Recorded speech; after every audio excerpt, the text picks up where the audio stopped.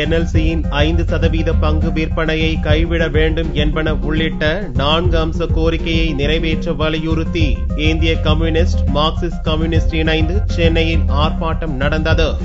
NLCயின் 5% பங்கு விற்பனையை கைவிட வேண்டும், மத்தியில் ஆளும் காங்கிரஸ் அரசின் பொருளாதார கொள்கை மாற்றியமைக்கப்பட வேண்டும், இளவரசனின் மரணத்திற்கு உரிய நீதி விசாரணை நடத்த வேண்டும் என்பன உள்ளிட்ட 4 அம்ச கோரிக்கையை வலியுறுத்தி வியாழனன்று சென்னை அண்ணா சாலை தாரப்பூர் டவர் அருகே இந்திய கம்யூனிஸ்ட் மார்க்சிஸ்ட் கம்யூனிஸ்ட் இணைந்து ஆர்ப்பாட்டம் நடத்தின.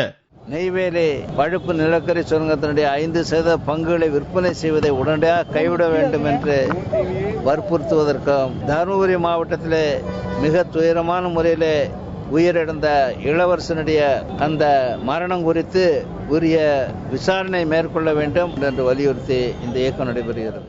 ஆர்ப்பாட்டத்தில் மத்திய குழு உறுப்பினர் TK ரங்கராஜன், பழனிசாமி உள்ளிட்ட ஏராளமானவர்கள் கலந்து கொண்டனர்.